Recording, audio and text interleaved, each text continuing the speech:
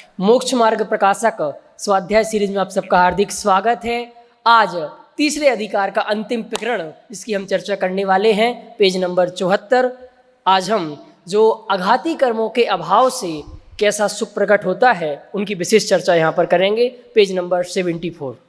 वास्तव में आघाती कर्मों की चर्चा जब अपन ने पिछले सत्रों में की थी तो उसमें एक बात को अपन ने बहुत विस्तार के साथ देखा था, और वो बात ये थी कि आघाती कर्म जीव को सुख दुख के लिए सीधे कारण नहीं है। आघाती कर्म का काम जीवों को सुख दुख की सामग्री उत्पन्न कराना है। सुख दुख की सामग्री में निमित्त होते हैं आघाती कर्म। तो फिर वे सुख दुख में काम कब करते हैं कि जब मोहनी कर्म हो तो आघातीय कर्म सुख की अथवा वो जो सामग्री है वो जीवों को सुख दुख की निमित्त बनती है, अन्यथा कोई सामग्री सुख दुख का निमित्त नहीं बनती। उदाहरण, मैं एक कुर्ता पहने हूँ। एक कुर्ता मेरे लिए सुख का निमित्त है कि दुख का निमित्त है? कि एक कुर्ता मेरे अंदर अगर राग या द्वेष हो तो सुख दुख का निमित्त बनेगा, और अगर सुख दुख ना हो तो राग द्वेष का निमित्त, अगर राग द्वेष ना हो तो सुख दुख का निमित्त नहीं बनेगा। एक बात। दूसरी, अगर सुख दुख का निमित्त कितना बनेगा कि जिस डेंसिटी के वो राग द्वेष होगा उस डेंसिटी में सुख दुख का निमित्त बनेगा, और डेंसिटी हो ही नहीं तो सुख दुख का बिल्कुल निमित्त नहीं बनेगा। तो अब सिद्ध गति में सुख की चर्चा अगर हम करें तो दो बातें थीं, एक तो डिमांड और एक सप्लाई, जो अपने इस पूरे अध्याय में अनेक बार अपने इन शब्दों का उपयोग किया है कि दुख का मूल कारण डिमांड और सप्लाई का अंतर है कि डिमांड ज़्यादा है, सप्लाई कम है। तो अब आघातीय कर्मों के कारण डिमांड तो हो गई जीरो, मोहनी कर्म खत्म हो गया, तो इच्छा खत्म हो गई, तो डिमांड तो हो गई जीरो और सप्लाई हो गई भरपूर। इसलिए सिद्ध गति में सुख हो गया। सेम पैटर्न वेदनी कर्मों के संदर्भ में अथवा आघातीय कर्मों के संदर्भ में समझना चाहिए कि आघातीय कर्म में, वेदनी कर्म में साता और असाता थे, तो असाता का तो अस्तित्व ही खत्म हो गया और साता का भी अस्तित्व खत्म हो गया। केवल ज्ञान की बात तो चलो साता का अस्तित्व आप कहो, लेकिन सिद्धालय में तो असाता का उदय भी नहीं हो, साता का उदय भी नहीं है। तुम्हारे वहाँ सुख दुख की सामग्री नहीं, तो सामग्री नहीं है का मतलब क्या कि वहाँ सामग्री की नीड ही नहीं है, जरूरत ही नहीं है, तो सामग्री का कोई यूज भी नहीं है, इसलिए वहाँ कोई सामग्री नहीं देखी जाती। और फिर वास्तव में प्रवचन सार में भोगों को दुख का इंडिकेटर बताया कि ये भोग क्यों भोग रहे, क्योंकि बीमार है। कोई आदमी दवाई क्यों खाता है? क्योंकि बीमार है। तो ये जीव भोग भोग रहा है, पुण्य की वजह से उसको जो संपत्ति मिली उसको ग्रहण कर रहा है, तो ये क्या है कि संपत्ति का ग्रहण करना ये बीमार है, इसका सूचक है। तो कोई आदमी गोली खा रहा है, 10 गोली खा रहा है, बड़े आदमी हैं कि हाँ भैया बड़े बीमार हैं। ऐसे ही जो जितना बड़ा भोग सामग्री का इकट्ठा करने वाला व्यक्ति है, प्रवचन सार में तो उसको उतना बड़ा दुखी कहा। तो चूंकि सिद्धों को कोई सामग्री की जरूरत नहीं है, इसलिए वह सामग्री खत्म हो गई, इसलिए वहाँ सुख है। वास्तव में आघातीय कर्मों से सुख का कोई सीधा संबंध नहीं है। मैं इस पूरे प्रकरण में इतनी बात कहना चाहता हूँ। सुख का सीधा संबंध तो घातीय कर्मों के संदर्भ में था, जिसकी चर्चा अपन कर चुके। अब आघातीय कर्मों से तो सिर्फ इतना है कि उन्हें जो कसाई के कारण जो सामग्रियां सुख या दुख की स्थिति बनाती थी, वो सामग्रियों की भी सामग्रियां खत्म हो गई, स्थितियां तो पहले खत्म हो चुकी थी। देखो अपन पढ़ते हैं पेज नंबर 74। तथा आघाती कर्मों में मोह से पाप प्रकृतियों का उदय होने पर दुख मान रहा था। ठीक है, मैंने दुख और सुख की बात कर, पाप का उदय हो तो दुख और पुण्य का उदय हो तो सुख। पुण्य प्रकृतियों का उदय होने पर सुख मान रहा था। अब अगर अपन को विस्तार करना हो ना प्रवचन की स्टाइल में, तो आप ये मान रहा पे भजन दे सकते हो कि सुख था नहीं लेकिन मानता था, भ्रम से, माने अपनी ही कल्पना से ये चीज अच्छी, ये चीज बुरी, ये रहे तो मुझे मजा आता, ये रहे तो मुझे मजा नहीं आता। वास्तव में चीज में अच्छा या बुरापन नहीं था। परमार्थ से आकुलता के कारण सब दुख ही था। अब मोह के नाश से सर्व आकुलता दूर होने पर सर्व दुख का नाश हुआ, तथा जिन कारणों से दुख मान रहा था वे कारण तो सर्व नष्ट हुए, राग द्वेष। और किन्हीं कारणों से किंचित दुख दूर होने से सुख मान रहा था, सो अब मूल ही में दुख नहीं रहा, इच्छा ही नहीं रही। तो फिर जब दुख ही नहीं रहा तो फिर उसके उपचार की क्या जरूरत रही? इसलिए उन दुख के उपचारों का कुछ प्रयोजन नहीं रहा कि उनसे कार्य की सिद्धि करना चाहे। उनकी सिद्धि स्वयं ही हो रही है। इसी का विशेष बतलाते हैं। वेदनीय में साता के उदय से असाता के उदय से दुख के कारण शरीर में रोग क्षुधाधिक होते थे। अब शरीर ही नहीं रहा तब कहाँ हो। तथा शरीर की अनिष्ट अवस्था को कारण आताप आदि थे, परंतु अब शरीर बिना किसको कारण हो। तथा वाह अनिष्ट निमित्त बनते थे, परंतु अब इनके अनिष्ट रहा ही नहीं। इस प्रकार दुख के कारणों का ही अभाव हुआ। अगला पैराग्राफ और पढ़ लें। तथा साता के उदय से किंचित दुख मिटाने के कारण औषधि भोजनादिक थे, उनका प्रयोजन नहीं रहा है और इष्टकार पराधीन नहीं रहे हैं। इसलिए वाह में भी मित्रादिक को इष्ट मानने का प्रयोजन नहीं रहा। इनके द्वारा दुख मिटाना चाहता था और इष्ट करना चाहता था, सो अब तो संपूर्ण दुख नष्ट हुआ और संपूर्ण इष्ट प्राप्त हुआ। जो बात मैंने भी पहले कही थी, इस पूरे का उपसंहार यही है कि वेदनी कर्म अपने आप में दुख के लिए कोई जिम्मेवार नहीं है। वेदनी कर्म तो सुख दुख की सामग्री को इकट्ठा करने वाला आदमी है, उसकी ड्यूटी तो ये है। अब उस सुख दुख को सामग्री को इकट्ठा तो कर लिया, लेकिन उस सुख दुख की सामग्री को भोगे कौन? कि भोगने वाला तो मर गया। जो मोहनी कर्म था, इच्छा थी, वो तो चले गया। तो अब जब मोहनी कर्म ही चला गया तो जिसने लड्डू मंगाए थे वो लड्डू खाने वाला चला गया। अब किसके लिए लड्डू? कि भैया ले जा वापस। ऐसे ही कि अब सिद्धों में आघाती कर्म क्यों नहीं रहे? कि अब आघाती कर्म का काम ही नहीं है। अब शरीर ही नहीं रहा, मूल कारण ही नहीं रहा। तो शरीर नहीं रहा तो शरीर से संबंधित, शरीर के संबंधित या शरीर से संबंधित जो कारण है उनकी क्या जरूरत है? इसलिए वो सब खत्म हो, कोई सामग्री की जरूरत नहीं बस। है। हाँ। और सामग्री तो वो सब चीजें ज्यों की त्यों हैं, सामग्री कहाँ खत्म हो गई? नहीं, सामग्री है लेकिन सिद्धों को उसका स्वामित्व तो नहीं है ना भाई। उपचार से जैसे कहा जाता है ना, ये मेरा कुर्ता, तो सिद्धों में ऐसा नहीं है। ये मेरा शरीर, सिद्धों में ऐसा नहीं है। तो वो चीज खत्म ही होगी, उसकी नीड ही खत्म होगी। ऐसा कहें घाती खत्म हो गए तो फिर आघाती भी खत्म हो गए, उनकी कोई नीड नहीं बची।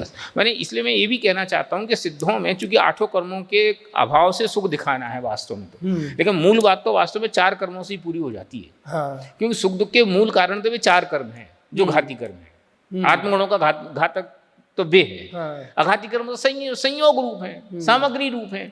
और ये तो मान रहा था इनसे बस इनसे सुख दुख है नहीं।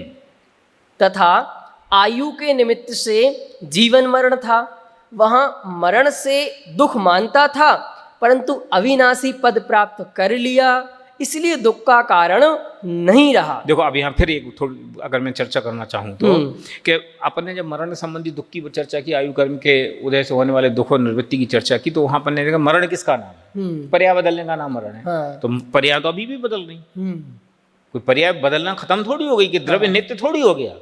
द्रव्य का जो उत्पाद व्यय स्वभाव है, पर्याय का द्रव्य भाई द्रव्य का लक्षण क्या? उत्पाद व्यय द्रव्युक्तम सत।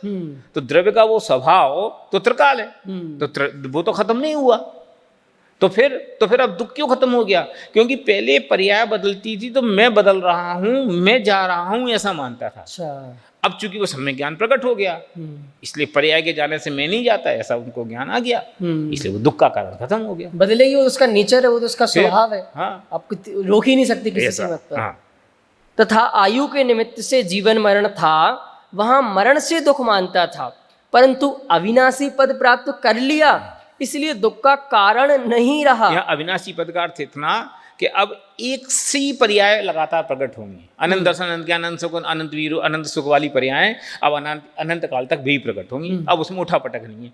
पहले नरक से मनुष्य, मनुष्य से त्रियंच, त्रियंच से देव, देव से नरक, नरक से त्रियंच, त्रियंच से एक इंद्री, एक इंद्री से 5 इंद्री, ये चलता रहता था। अब ऐसा नहीं है, अब एक साथ चलेगा। हमने सुना था कोई भी पद नित्य नहीं रहता, अविनाशी नहीं। वो अनंत का पद भी अविनाशी नहीं है, तो सिद्ध का पद अविनाशी क्यों है?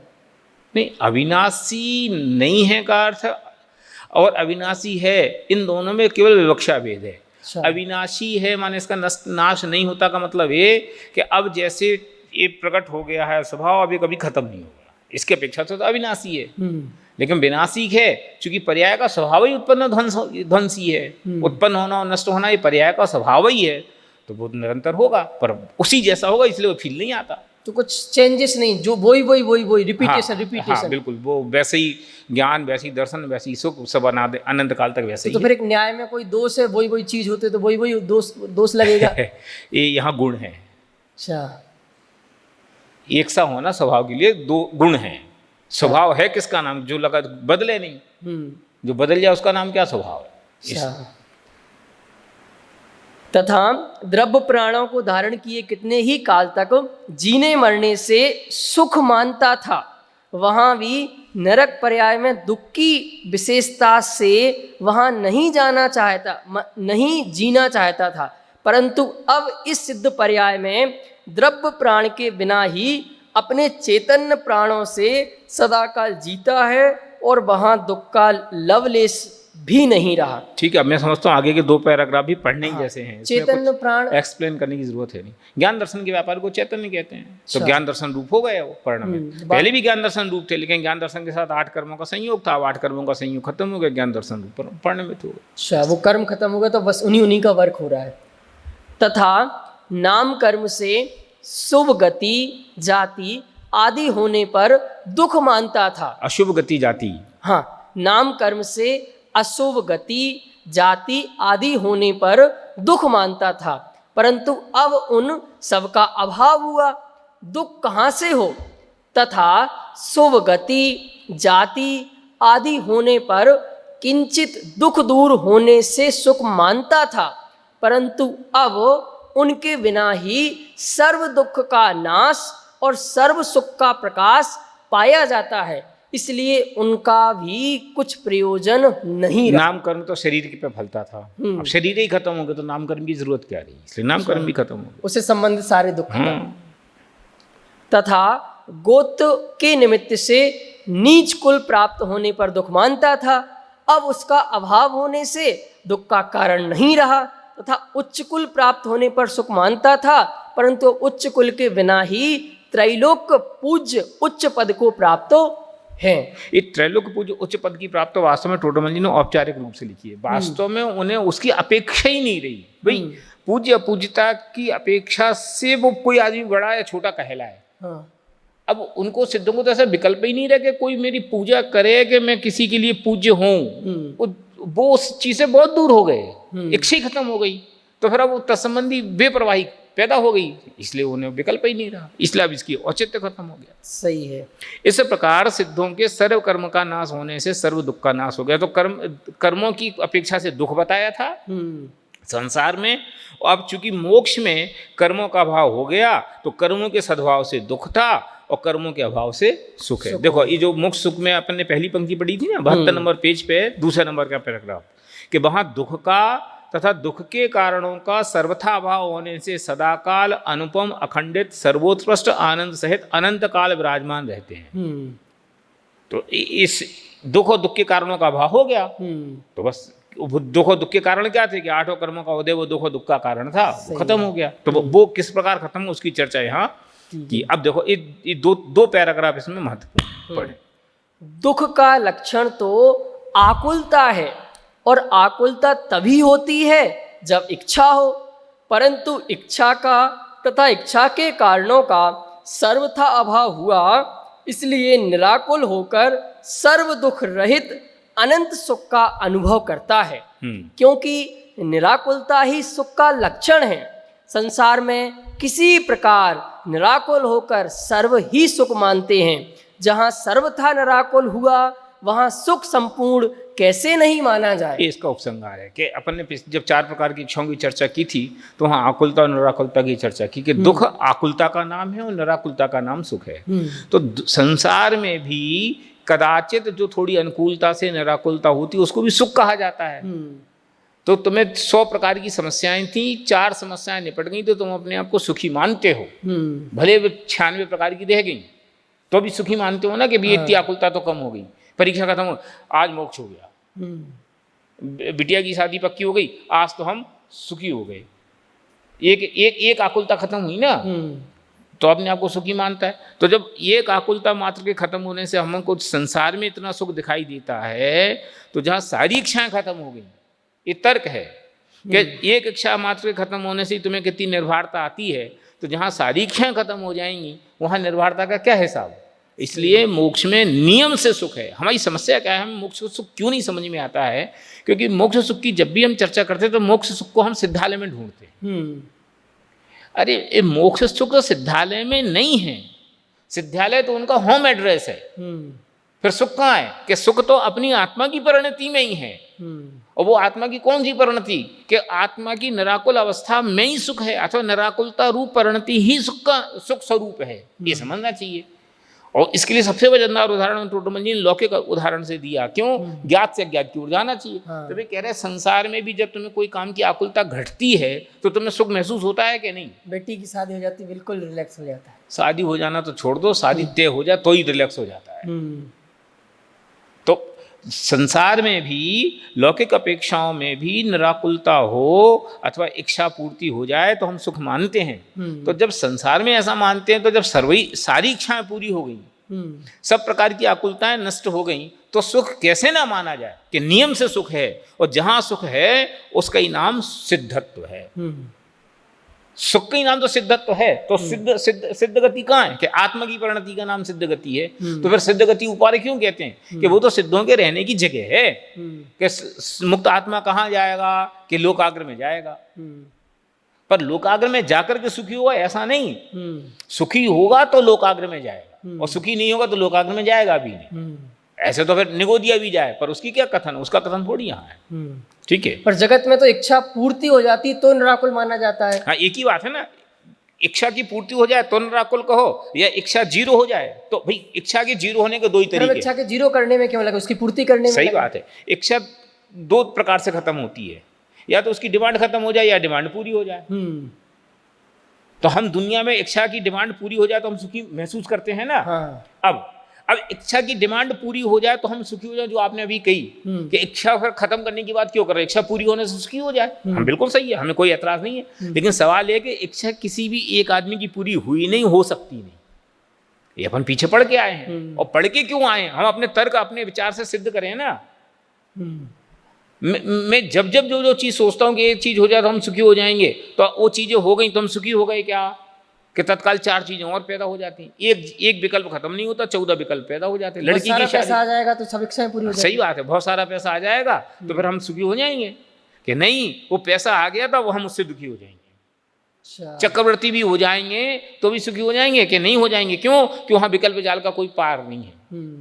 इसलिए इच्छाओं की पूर्ति से हम सुखी हो जाएं, एक कल्पना ही झूठी है, फर्जी है, बेईमानी है। तो फिर असली तरीका क्या है, कि असली तरीका ये है कि इच्छाएं खत्म हो जाएं तो सुखी हो जाएं। तो इच्छा उत्पन्न क्यों होती, कि परद्रव्य में ये अच्छा ये बुरा ऐसी मान्यता हो तो हमें इच्छा पैदा होती है। कोई व्यक्ति मुझे सुखी कर सकता है, कोई व्यक्ति मुझे दुखी कर सकता है, ये चीज़ मुझे अच्छी है, ये चीज़ मुझे बुरी है। मान्यता होती है तो उसकी डिमांड खड़ी होती है। और हम जब वस्तु स्वरूप के आश्रय से मान लें कि मान्यता भी झूठी है तो इच्छा भी खत्म हो जाएगी। बाल बुद्ध में अपन बच्चों को पढ़ाते हैं ना, कसाय उत्पन्न क्यों हो और कसाय नष्ट कैसे हों, के परद्रव्य के कारण जब मिथ्यात्व के कारण जब पर पदार्थ में इस तरह से भाषित होते हैं तो कसाय पैदा होती हैं। और जब तत्व ज्ञान के अभ्यास से हमें पर पदार्थ भाषित नहीं होंगे तो कसाय खत्म हो जाएंगे। यही तरीका है। ये पूरे अध्याय में अपन ने यही पढ़ा है, यही सीखा। और अकेला आगम की बात नहीं है, अनुभव भी हमें यही कहता है कि चीज़ें मिल जाएं तो हम सुखी हो जाएंगे, कल्पना ही झूठी है। वो बहुत बढ़िया उदाहरण था ना, आशा करता है प्रति प्राणी यस्मिन् विश्वानुपमम्। और इच्छा की पूर्ति भी तो आपके हाथ में नहीं, पुण्य का उदय के अकॉर्डिंग वो तो कितनी सारी चीज़ों पर डिपेंड है। हम अभी समझ लो 25-30 पेज में यही तो पढ़ के आए हैं। हम तो बहुत इच्छा है, पर अगर पुण्य का उदय नहीं होगा, वैसा कर्म का उदय नहीं होगा तो कुछ नहीं होने। क्या करोगे आप, कुछ नहीं कर सकते। इसलिए इच्छा खत्म हो जाए यही राजमार्ग है। इच्छाएं खत्म कैसे हों, कि तत्व ज्ञान के अवलंबन से जब वस्तु इस तरह से भाषित नहीं होगी तो इच्छा अपने आप खत्म हो जाएगी। तो एक निदान बंद आता है शास्त्रों में कि इच्छा करेंगे तो अभी नहीं मिलेगा, पर बाद में जाके निदान बन जाएगा तो बाद में चीज मिल जाएगी। तो बंद है ना, तो निदान बुक काय का भेद है, मोक्ष का क्या संसार का। तो फिर संसार की तो हम बात ही नहीं कर रहे, हम तो कह ही रहे ना, वो बंध किसी प्रकार का हो, चाहे नरक का बंध हो चाहे स्वर्ग का बंध हो, बंध तो बुरा है, बंध तो दुख है। इसलिए वो निदान बंध अच्छा और दूसरा बंध बुरा, ये बात का क्या सार है। सही है। बेड़ी सोने की है या लोहे की है, हीरे की है, इस कथन का क्या सार है। बेड़ी तो बेड़ी है, बेड़ी में स्वर्णत्व देखना ही खतरनाक है। बेड़ी में बेड़ीपना देखा जाए तो उससे छूटेगा, और बेड़ी में नहीं, ये तो सोने की है, ये लोहे की है, ये बुद्धि की भ्रष्टता है। इस प्रकार सम्यक दर्शनादि साधन से सिद्ध पद प्राप्त करने पर सर्व दुख का अभाव होता है, सर्व दुख प्रकट होता है, सर्व सुख प्रकट होता है, सर्व सुख प्रकट होता है। ये इस पूरे अध्याय का उपसंहार वाक्य है। अध्याय की शुरुआत कहाँ से थी? देखो आप, दुख से नहीं, देखो इस संसार में दुख हैं, उनका वर्णन करते हैं, क्योंकि संसार में सुख हो तो मुक्त होने का उपाय किस लिए करे। तो ये उसका उपसंग। इस प्रकार सम्यक दर्शनादि साधन से सिद्ध पद प्राप्त करने पर सर्व दुख का अभाव होता है। दुख को मिटाना है ना, तो दुख इस प्रकार मिट जाता है। तो ये समझ लो, इतना निबंध लिखा और इस निबंध का उपसंहार वाक्य। ये अभी तक हुआ तत्व। दो प्रकार की बात होती है, तत्व और उपदेश। तो अभी तक तो टोडरमल जी जो बात कर रहे थे वो तत्व की बात थी। अब जो अगला पैराग्राफ है उसमें उपदेश की बात करते हैं। उपदेश माने कि हमने चीज तो समझा दी कि अब इन चीजों को आप अपने ऊपर घटाओ कि उनका प्रयोजन क्या, वो कायवाद के लिए कही गई, उसका नाम है उपदेश। जैसे कि पढ़ने वाले व्यक्ति सुखी रहते हैं, जो पढ़ाई करता है उसका जीवन अच्छा हो जाता है, उसको हर व्यक्ति इज्जत देता है, हर व्यक्ति उसका सम्मान करता है, उसको खुद का भी सेल्फ कॉन्फिडेंस अलग प्रकार का हो जाता है। ये तो हुआ तत्व। इसलिए हमें पढ़ना चाहिए, पढ़ने में प्रमाद नहीं करना चाहिए, पढ़ने में कष्ट हो तो अभी हमें पढ़ना चाहिए। ये हुआ उपदेश।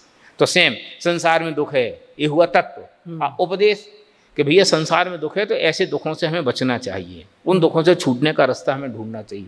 लेकिन टोडरमल जी जिस मार्मिक शैली में उस उपदेश की चर्चा करते हैं वो पढ़ने लायक है, उसमें थोड़ी सी चर्चा करने का मन भी है। देखो अब यहाँ उपदेश देते हैं कि अब उपदेश देते हैं, क्या उपदेश देते हैं?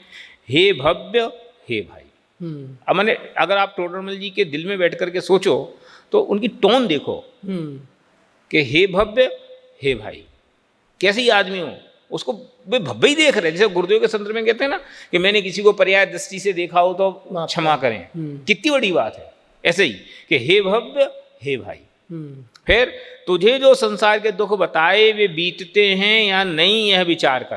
क्वेश्चन नंबर 1, पहले इस प्रश्न को सॉल्व करो कि क्या कि हमने तुम्हें ये बताया कि संसार में दुख है, और संसार में दुख दो प्रकार से बताया, चार गति की अपेक्षा से बताया, पर्याय की अपेक्षा से भी बताया, कर्मों की अपेक्षा से। तो पहले ये बताओ कि हमने जो तुम्हें दुख बताए ये तुम्हें दुख जैसे लगते हैं कि नहीं, यस या नो? कि नो, तो फिर से पढ़ो कि यस, तो फिर अगले प्रश्न की ओर जाना। लेकिन अगर अभी तुम्हें संसार के दुख संसार जैसे ही नहीं लगते तो अगला प्रश्न पढ़ने का अधिकारी नहीं है। पहले ये नक्की करो कि तुम्हें संसार में दुख भाषित होता, क्योंकि संसार में दुख भाषित हो तो आगे की बात की जाए। माने तीसरी कक्षा पास नहीं हो तो चौथी कक्षा में कैसे जाएगा?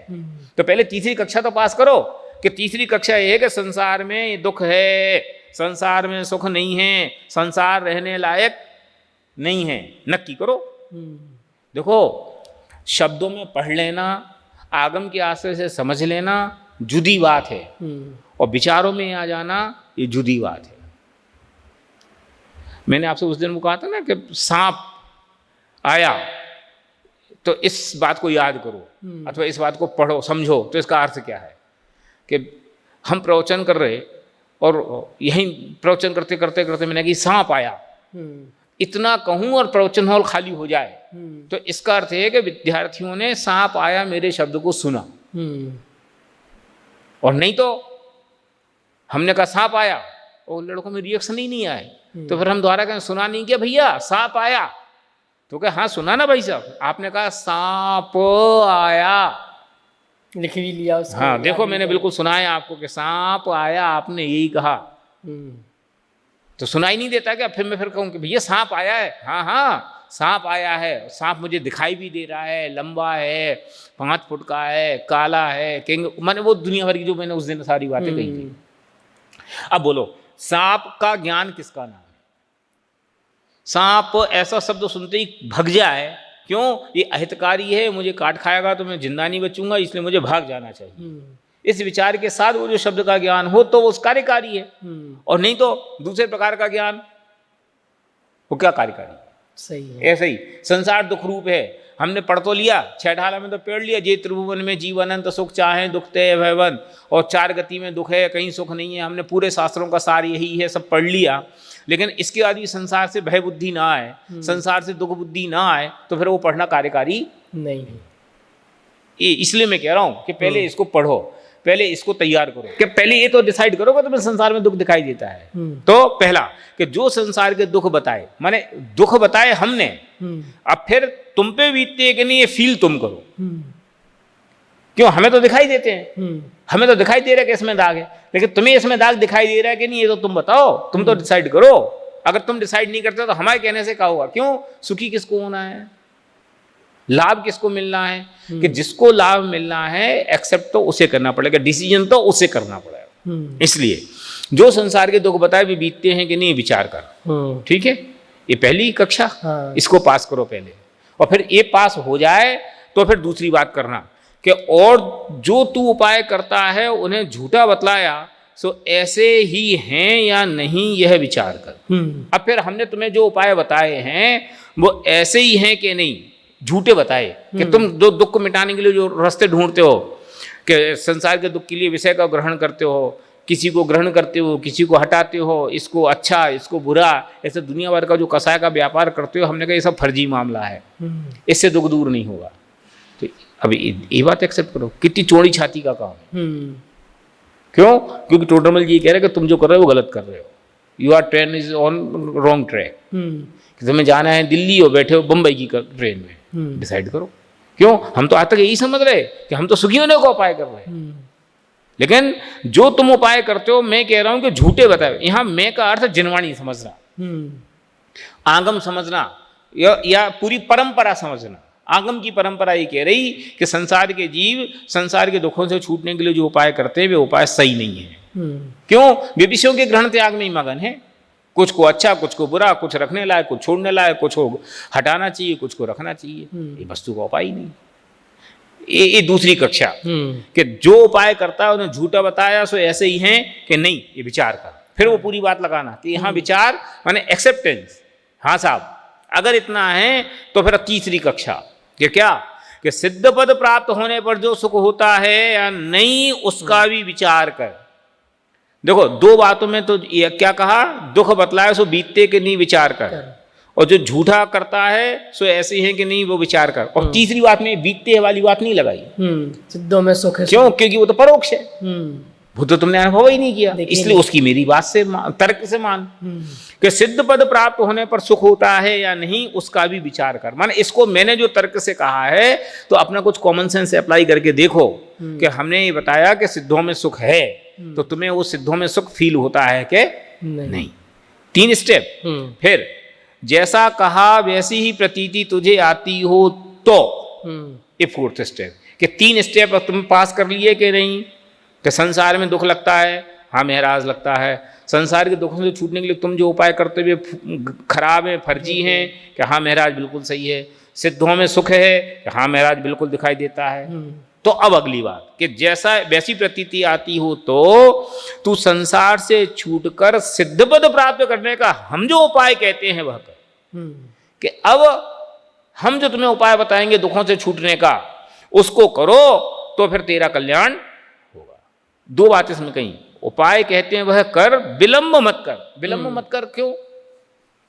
पता नहीं ये दीपक कब बुझ जाए। ये समझ लो पर्याय की अनित्यता पे जितना यहाँ बोला जाना चाहिए ना सब यहाँ डाल दो।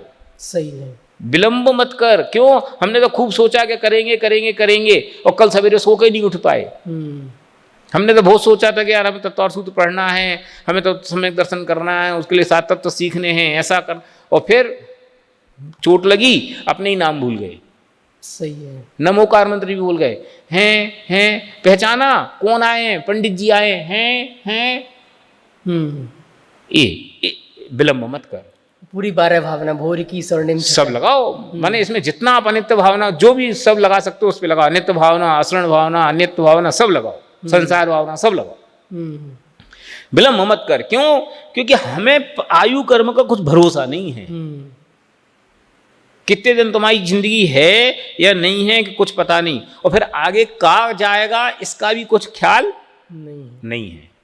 यद्यपि क्रमबद्ध पर्याय के हिसाब से सब नक्की है, लेकिन आखिरकार आज तक तुम्हें उसका पुरुषार्थ नहीं जग रहा ना। इसका अर्थ ये है कि तुम्हारी काल अवधि अभी अनंत संसार की है, इसलिए तुम्हें धर्म के मार्ग में पुरुषार्थ नहीं आता, संसार मार्ग में आचार्य तो करने का भाव आता है। देखो, प्राप्त करने का हम जो उपाय करते हैं वह कर। पहली बात तो आंख पे पट्टी बांध लो। 3 बातें हमने तुमसे पूछवा ली ना, इसको अपन वैद्य के उदाहरण से जोड़ो। कि तुम डॉक्टर के यहाँ गए, डॉक्टर ने नाड़ी देख के तुम्हें पेट दर्द है, मरोड़ उठती होती, मैंने संसार के दुख बताए कि हाँ साहब ऐसे ही होता है, ऐसे ही होता है। फिर तुमने उसको दुख दूर करने के लिए जो उपाय किए, इससे कोई फायदा नहीं हुआ कि हाँ साहब नहीं हुआ। तो फिर अब मैं जो उपाय बताऊंगा उससे तुम बिल्कुल ठीक हो जाओगे। क्यों? देखो, मैं 4 आदमी बाहर बैठे हैं, इनको भी यही तकलीफ थी, ये दवाई दी तो वे ठीक हो गए। एविडेंस आ गई। हाँ, मैं सच्चे डॉक्टर के पास आया हूँ। आप कोई भी डॉक्टर के पास मिलने कब जाते हो? उसकी केस हिस्ट्री देखे जाते हो ना, कितने केस किए, सक्सेस रेशो क्या है। 90% से ऊपर हो तो आप जाने की सोचते हो, और कोई डॉक्टर का रेशो 60% 70% हो तो सोचते हो? नहीं सोचते।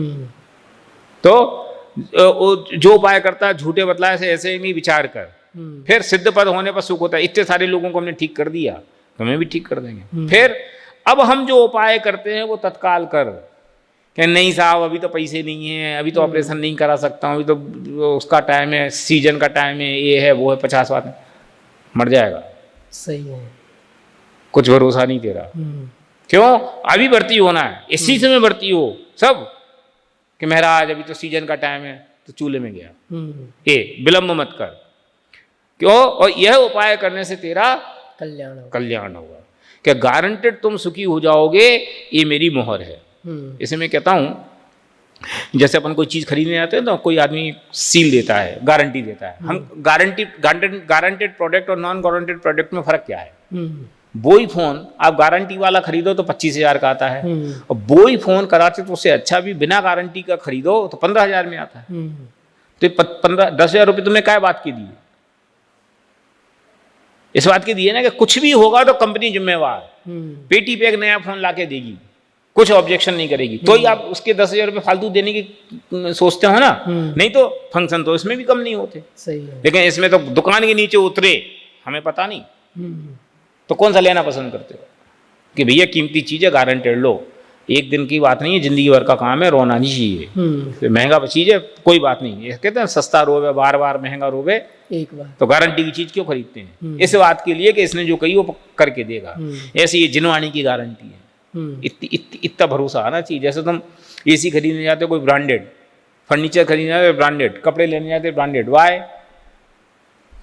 क्वालिटी की गारंटी आएगी। तो ये जिनवाणी की गारंटी है, ये जिनवाणी की मोहर है। कि क्या कि उपाय करने से तेरा कल्याण बस। ये फेथने ऐसा है तो 4था अध्याय पढ़ना शुरू करना।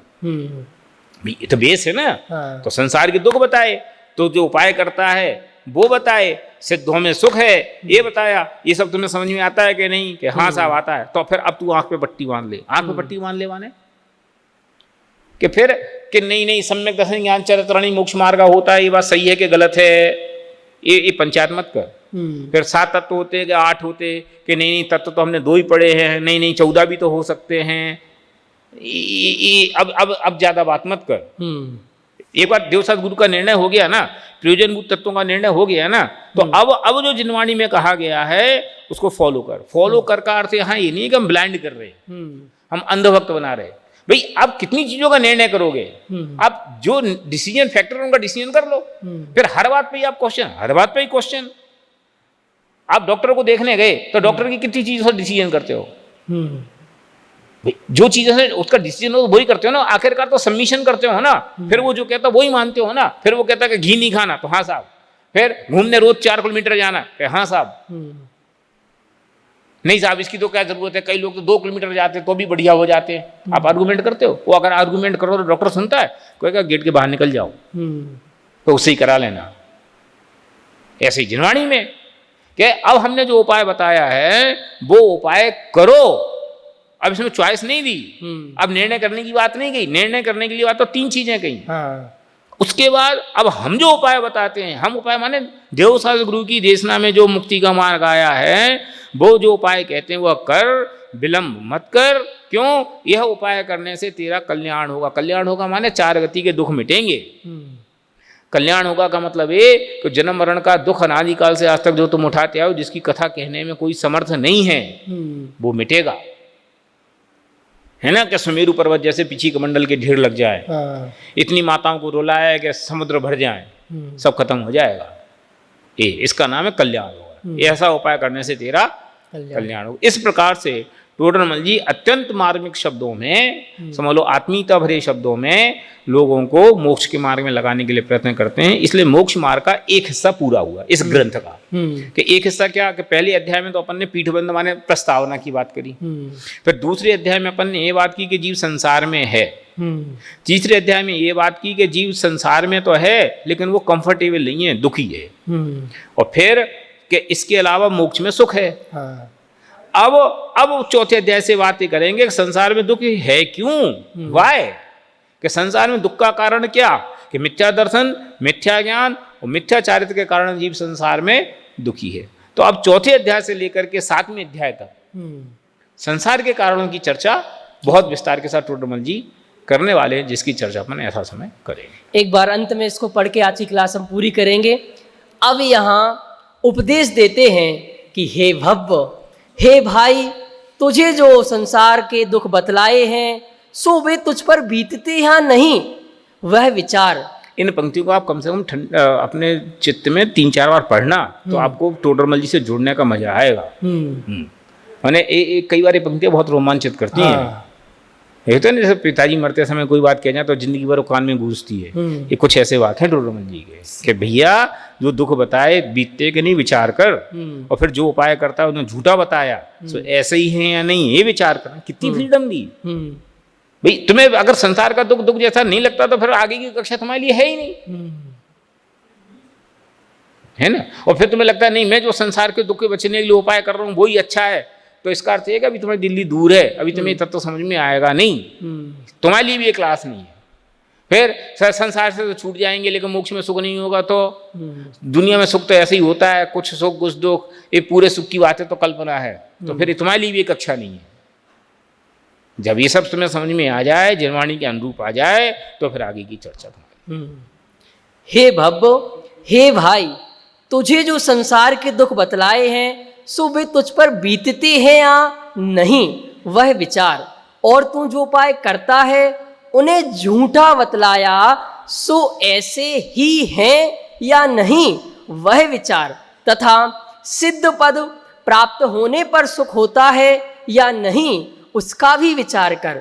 जैसा कहा है वैसी ही प्रतीति तुझे आती हो तो तू संसार से छूटकर सिद्ध पद प्राप्त करने का हम जो उपाय कहते हैं वह कर। विलंब मत कर।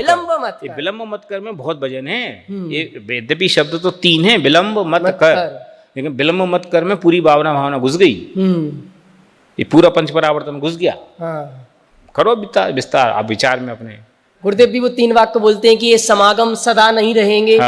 नहीं ये और मैं हमेशा नहीं रहूंगा, जरूरी नहीं कि मैं रहूं तो ए रहे तो मैं नहीं। और सबसे इंपॉर्टेंट वो बात कहते हैं कि जरूरी ये दोनों भी रहें। तो जैसे परिणाम आपके आज हैं, जैसी फीलिंग, जैसे विचार आपके आज हैं, जरूरी नहीं ऐसे कल रहेंगे, ये तो बदल जाने वाले हैं। इस तत्व ज्ञान के क्षेत्र में वास्तव में गुरुदेव श्री ने जो क्रांति की है वो अभूतपूर्व है। मैंने आज यद्यपि उनका वो जन्म दिवस भी है शायद, है ना, उपकार दिवस के नाम से हम मनाते हैं। वास्तव में उनका सच्चा उपकार क्या है? सच्चा उपकार उनका ये नहीं है कि उनकी जय जयकार करें, जय जयकार तो होगी।